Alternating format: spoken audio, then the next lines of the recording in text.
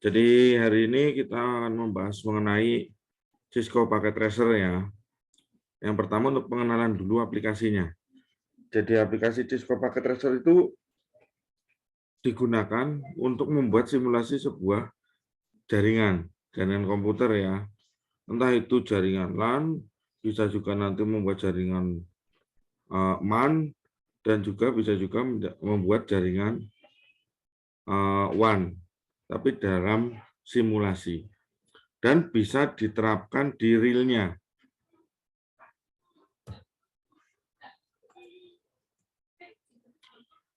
Ini untuk tampilan awal dari Cisco Packet Tracer ya. Kebetulan ini materi saya buat materi lama ya, jadi Cisco-nya masih pakai 5.2, sementara sekarang sudah versinya sudah yang terbaru sampai versi ke-8 dan lain-lain. Dan yang saya install di laptop saya itu versi yang ke-7.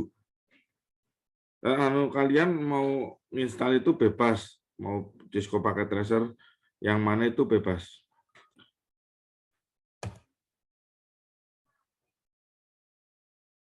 Jadi ini tadi sudah dijelaskan dikit ya. Dalam paket tracer ini kita bisa mengenal macam-macam device yang dipakai dalam merancang sebuah jaringan. Device-nya itu lengkap, ada semua. Contohnya ada router, switch, konektor, end device, dan lain-lain.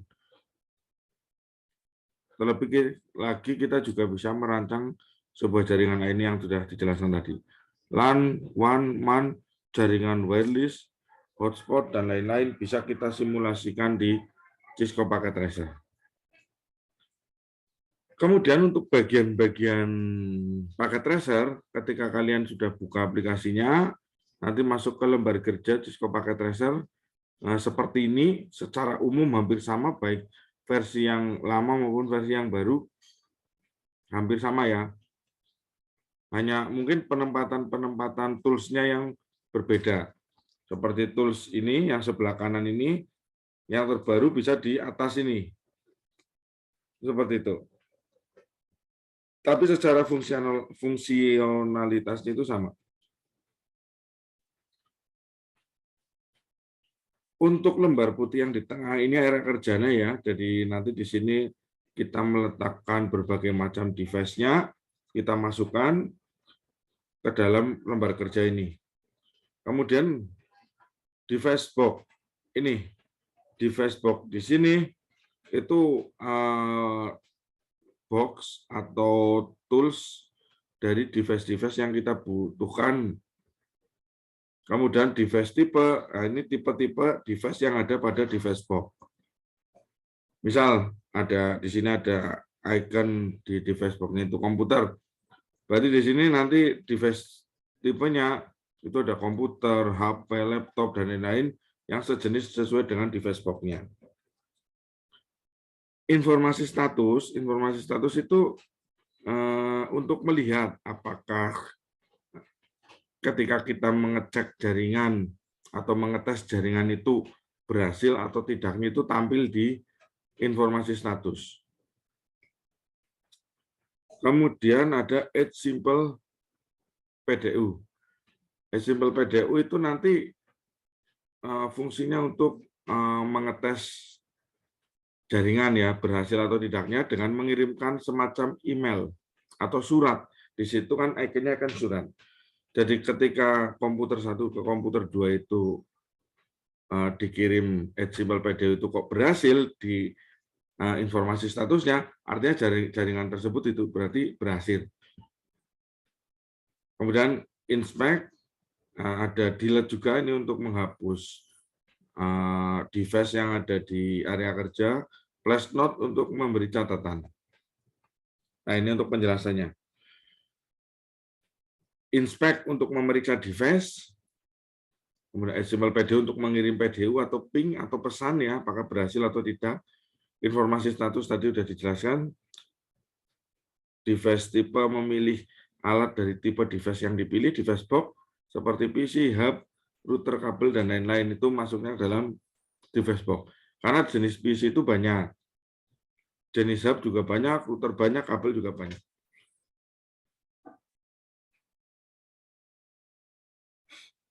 Kemudian,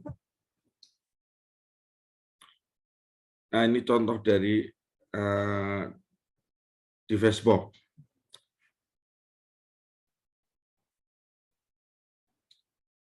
Device box dari router untuk device tipenya ini yang berada di dalam ini. Ada router 1841, 2520, ini kita nanti menggunakan ini semua itu sesuai dengan kebutuhan. Ini di router berarti ini device pada device box-nya router, kemudian isi device tipenya itu jenis-jenis routernya. Kalau switch nanti isinya jenis-jenis switch. Kalau ini alat nanti isinya ya berbagai macam kayak PC, laptop, smartphone dan lain-lain. Kemudian pada device box terdapat bermacam-macam network device. Router, switch, hub, wireless device, konektor atau kabel ya. Kemudian end device. End device itu alat yang digunakan. Maksudnya alat di situ untuk mengoperasikannya seperti PC, laptop, server, printer, telepon dan lain-lain. End device.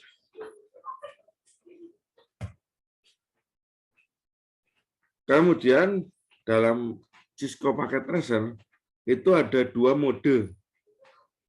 Ada real time mode yang sebelah kanan bawah, ada simulation mode, itu juga sama hanya bersebelahan. Real time dan simulation. Artinya real time mode itu mode ini seolah-olah seperti melakukan pengetesan secara nyata. Sedangkan simulasi mode, pada mode ini kita dapat memilih protokol apa saja dan apa yang sebenarnya terjadi pada tiap-tiap layer. Kalau untuk sederhananya kita biasanya menggunakan real time mode untuk mengetahui apakah jaringannya sudah berhasil terkoneksi satu sama lain atau belum, itu gunakan real time mode saja. Kemudian untuk workspace ini saya ulangi lagi. Nah, di sini ada workspace ini sebelah kiri atas ada logical dan ada physical. Logical workspace ini lembar kerja utama untuk simulasi pembangunan jaringannya. Jadi pada lembar kerja atau area kerja logical workspace itu di situ tampilannya yang menampilkan simulasi-simulasi pembangunan jaringannya. Ditekankan pada konsepnya saja. Sedangkan physical workspace itu ditekankan pada tampilan fisik. Kita bisa seolah-olah membangun jaringan dalam skala sebuah area kompleks hingga skala terkecil langsung pada device-nya. Ini contoh logical workspace. Nanti kita belajarnya dari logical workspace terlebih dahulu. Ini nanti kita bisa memasukkan switch, komputer, atau PC, laptop, router, server, ada cloud juga nanti. Tampilannya seperti yang ada di sini, yaitu itu tampilan logical workspace. Sedangkan tampilan physical workspace, dia lebih detail lagi ya, karena membentuk sebuah kayak semacam peta jaringan di sini. Kemudian ada juga yang jaringan skala kantor, ini yang nomor 2, nomor 1 skala kota, ini bentuk kayak peta kota. Kemudian yang ketiga skala device, artinya di situ nanti kita masukkan device ya gambarnya gambar device beneran. Itu seperti itu. Kemudian pada device box di situ juga ada konektor. Konektor itu kabel ya, kabel yang menghubungkan. Ada beberapa jenis kabel ya, ada straight, crossover, dan lain-lain. Ada konsol. Beberapa jenis kabel yang sering dipakai. Yang pertama, ada pemilihan kabel secara otomatis. Ini gambarnya seperti petir. Ini nanti ketika kita pakainya ini, berarti secara otomatis dari sistem yang menentukan kabel apa yang digunakan. Untuk konsol atau rollover, itu digunakan untuk menghubungkan PC ke router. Jadi ketika ada PC dan ada router, dan PC mau dihubungkan ke router, pakainya konsol rollover. Sedangkan kabel straight itu untuk menghubungkan beda device. Bisa dari komputer ke switch juga bisa. Kemudian PC ke router juga bisa pakai kabel straight. Sedangkan kabel crossover ini untuk sesama device. Kalau PC ya ke PC, switch ya ke switch, router ke router. Itu pakainya crossover. Kemudian ada serial DCE atau clock rate. Ini menghubungkan dengan pengaturan waktu, nanti bisa diatur di situ. Tapi jarang sekali digunakan. Yang sering digunakannya ini. Selain DCE atau clock rate. Ini untuk konektornya. Nah, contohnya, ini sudah langsung ke praktek ya. Saya langsung praktekkan saja. Kalian juga langsung buka Cisco Packet Tracer-nya, silakan.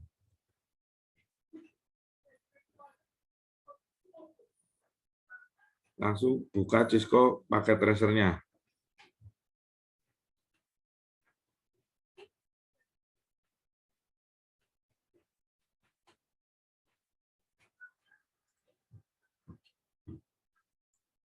Ya, kita mulai saja.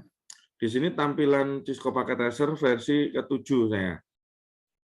Di mana tadi peletakannya itu hampir sama untuk tata letak dari device box, device tipe, dan lain-lain itu sama. Kecuali yang ada di sebelah kanan tadi ya, di situ ada flash note, ada edge symbol PDU, dan lain-lain berada di sini. Nah,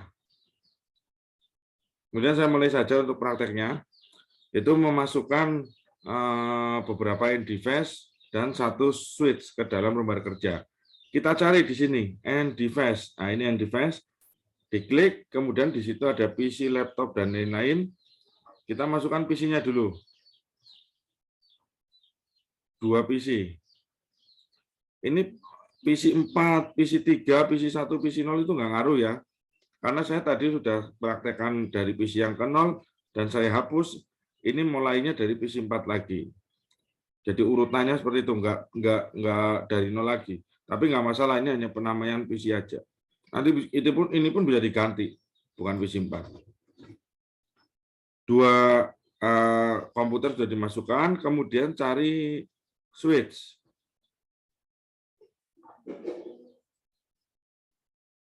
Nah, ini switch, kemudian kita masukkan yang switch yang 295024. Artinya di sini ada 24 port. Sebenarnya sih bebas ya, tapi saya pakai yang ini aja, yang umum. Kalau sudah, sekarang tinggal menghubungkan kabelnya. Kabelnya kan nggak terhubung dari PC yang satu ke PC yang lain, tapi dia melalui switch. Jadi switch menjadi penghubung di situ, penghubung antar 2 device. Kita cari kabelnya. Saya gunakan kabel yang otomatis saja. Ini, jadi yang atur dari sistem. Kita klik kabelnya ya, diklik, kemudian diklik ke PC-nya, klik, terus ditarik, masukkan ke switch. Nggak usah ditahan ya, pas lagi narik kabel tinggal diklik aja, lepas saja langsung ditarik ke switch. Begitu juga dari komputer yang berikutnya atau PC yang selanjutnya. Nah, seperti ini sudah terhubungan, tapi di situ kan harus ada protokol-protokolnya, aturan-aturan supaya bisa saling bertukar informasi. Contoh seperti itu. Jadi dari PC ini ke PC ini itu bisa saling bertukar informasi. Saya katakanlah ini PC A supaya bisa di ini. Saya menjelaskannya juga mudah. PC A dan ini PC B.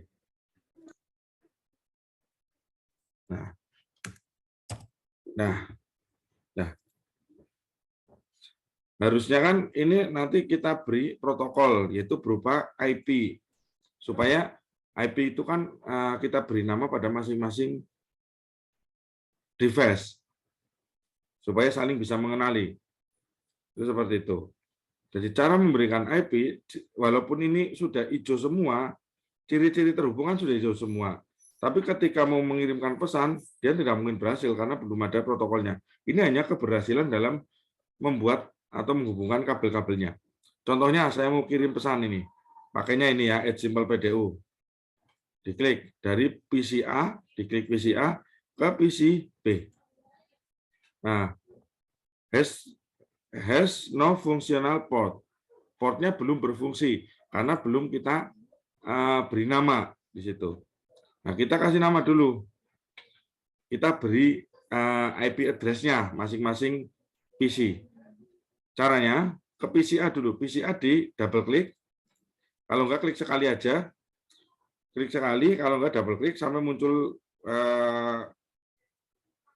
kotak dialog seperti ini. Untuk kotak dialognya sebentar saya tampilkan karena enggak kalau pakai Zoom kan tampilannya beda screen, jadi saya tampilkan screen yang lain. Bentar. Nah, ini untuk tampilan ketika PC, ini PC B, maaf, ke PC A dulu. Nah ini. Nah ini kan PC A tampilannya seperti ini ketika di double klik atau diklik satu kali, kita mau mengatur IP address di dalam PC ini, PC A. Masuk ke desktop, ini ada physical config atau konfigurasi desktop programming attribute. Kita klik yang desktopnya. Kemudian pilih IP configuration. Masuk ke ini halaman berikutnya. Kemudian pilih yang static. Terus IP address-nya kita tentukan. Misal 192.168.123.1 katakanlah. Kemudian subnet mask-nya di bawah IP address juga kita klik, ya secara otomatis nanti muncul 255.255.255.0. Ini biarin, jangan diubah. Ini bawaan dari sistem jaringannya. Kemudian IP address ini sebenarnya harusnya sudah ada materi pembuatan IP address ya, atau penentuan IP address. Tapi kan harusnya ada di jaringan komputer yang teori. Harusnya sih sudah dipelajari kalau ada. Jadi ini yang menentukan nanti ini harus sama. 192.168.123. Nah ini nanti nilai 1 ini yang membedakan device-nya. Ini 1 berarti ini pada PC A. Kalau 2 nanti PC B. Kalau sampai 10 ya sampai di sininya tulis 10. Kalau udah tinggal di close saja. Close. Oke. Kemudian kita beralih ke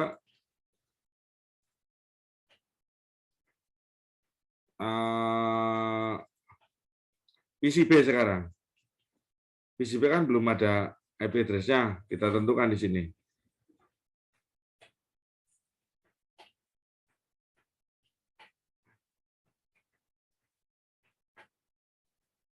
Nah, ini PCB ya.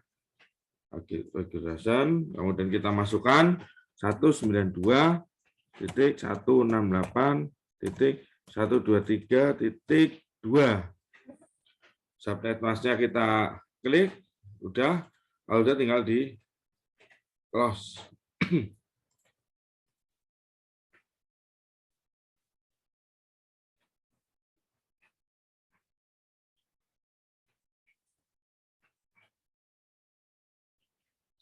Nah, keduanya kan sudah mempunyai IP address.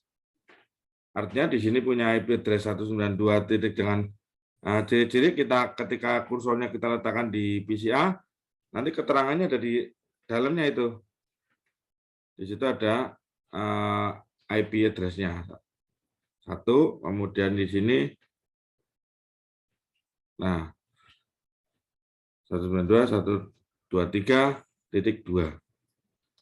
Terus untuk mengetesnya gimana? Untuk mengetesnya kita tes langsung dari Simple PDU. Diklik, kemudian kita dari PC A ke PC B. Nah, terus di sebelah kanan bawah ini,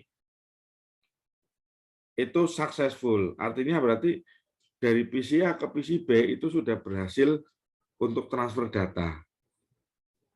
Ini selain menggunakan Edge Simple PDU, kita bisa menggunakan ping pada command prompt. Caranya kita klik sekali saja di atau double klik di PC A.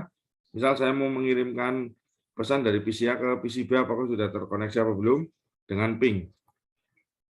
Klik, kemudian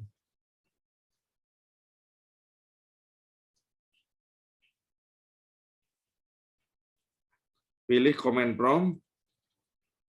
Nah, terus di sini command prompt ini kan tampilannya seperti DOS. Kita panggil. Karena ini dari PC A, berarti kan yang dipanggil PC B. Berarti ping 192.123.2.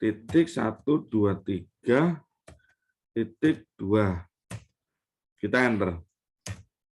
Nah, kalau sudah ada balasan reply from IP ini, artinya berarti dia mendapat balasan dari IP yang kita panggil. Kita kan memanggil 123.2.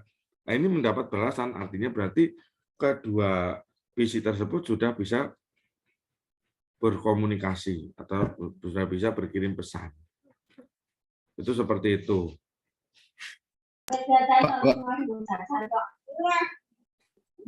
Pak. Nah, Oke Pak.